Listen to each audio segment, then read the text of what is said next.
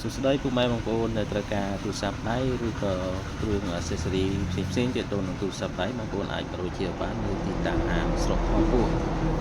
ខ្ញុំនឹងមានលក់ទូរស័ព្ទដៃគ្រប់ម៉ាកគ្រប់ម៉ូដគ្រប់ model គ្រប់ស៊េរីមាន Oppo Vivo iPhone iPad Oppo Reno ដូចជា iPhone មួយទឹកក៏យើងមានលក់ដែរពុកម៉ែបងប្អូនអាចមកមើលបានយើងមានអវ៉ាន់សំណុំស៊ីនស្អាតធានាគុណភាព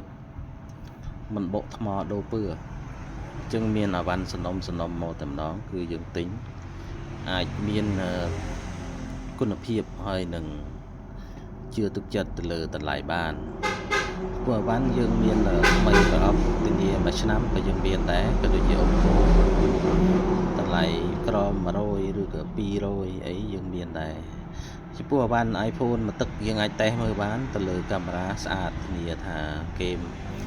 គឺសម្បកសំណុំស៊ីនទៅមកតម្លៃសមរម្យពុកម៉ែបងប្អូនអាចមើលបានតេស្តមើលហើយត្រូវមិនត្រូវបងប្អូនក៏អាចមើលបានសង្គមអវ៉ាចំពោះការដោះកូដឬក៏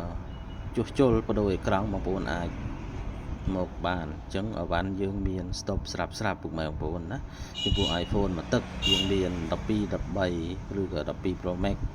13គាត់អីក៏យើងមានដែរអញ្ចឹងពុកម៉ែបងប្អូនអាចមកមើលបាន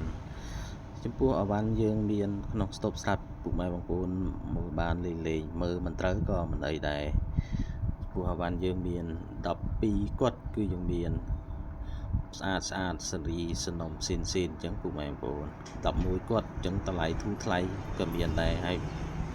អវ៉ាន់យើងគឺយើងមានទូស្រាប់ណាបងប្អូនអាចមកមើលបានអញ្ចឹងពុកម៉ែបងប្អូនដែលត្រូវការអវ៉ាន់ iPhone មួយទឹកឬមួយទឹកស្រុកគេឬមួយទឹកសំណុំស៊ីនស្អាតយើងអាចមើលបាន12 Pro Max យើងមាន2លេខអវ៉ាន់ B និងអវ៉ាន់ A ក៏យើងមានដូចគ្នាព្រោះ13 Pro Max គឺយើងមាន2ពណ៌ស្អាតតែម្ដងចំពោះអវ៉ាន់នៅក្នុងស្តុកយើងមានអាចមករើសបានអញ្ចឹងណាពុកម៉ែបងប្អូនអរគុណបងប្អូនចំពោះការធ្វើវីដេអូ